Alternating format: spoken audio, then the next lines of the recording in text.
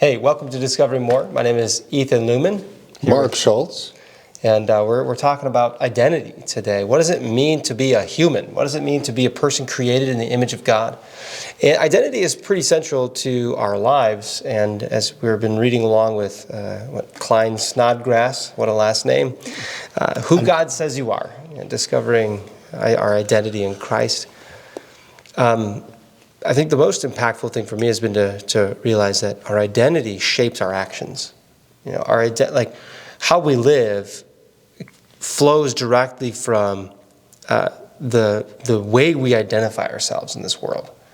You know, if we're a basketball player, then that impacts. You know, and you know, I remember, I think it was Craig Groeschel talking about he was taking pilot classes. You know, and he had this shift. He's like, I'm practicing flying, and his coach said, "No, you're a pilot."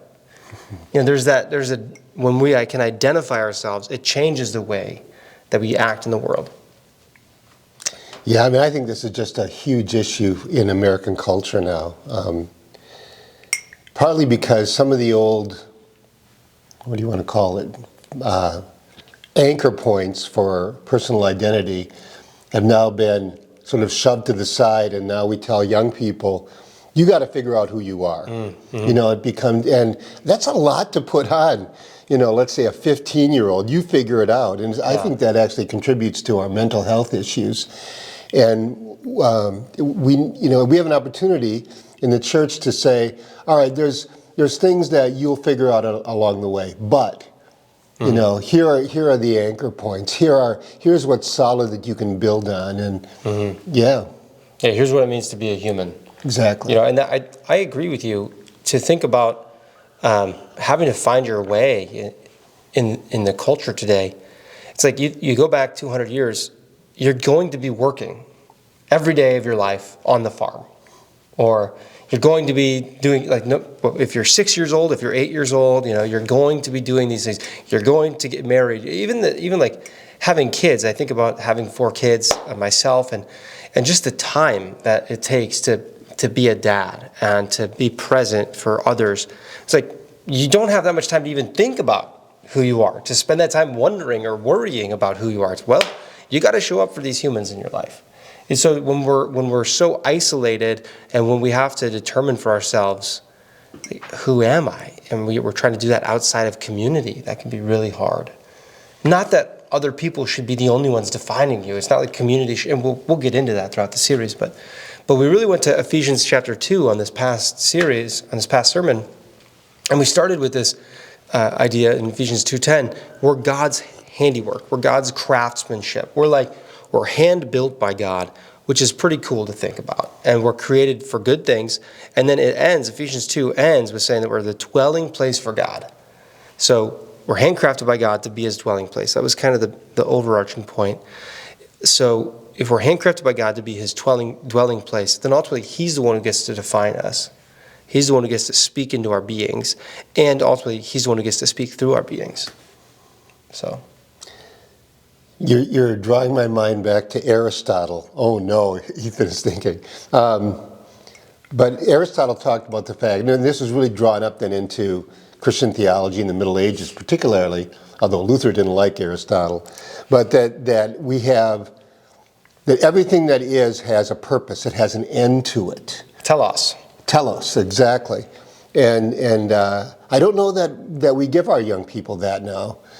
You know, you're kind of an accident, first of all, if you just take an evolutionary view. Mm-hmm. And then, you know, you don't really have a purpose, but you kind of need one, so you got to figure it out. You know, that's sort of it. And make up a purpose for yourself. You know, in Christ we have, first of all, we know where we came from, that we're not an accident, that we've been created in God's image. And then we have a telos, we have a purpose to head to. And that'll all be nuanced depending on the individual, their gifts, their journeys, their relationships, which we'll talk about. But it's not aimless. I guess that's my point. Mm-hmm. That there's something solid to hang on to as we carry out on our journey. Yeah. I think that's a good word and worth sitting with. So, you know, for you, wherever you find yourself, scrolling YouTube, or maybe you got here because you're a member at Peace Church, whatever the case is, to sit with, like, what is the identity that God has given you? And what is how does the goal of resurrection life, how does the goal of dwelling place of God, how does that inform how you're going to act today? The glory of where this present moment, whatever you're going through. God has given us a solid identity, a secure identity.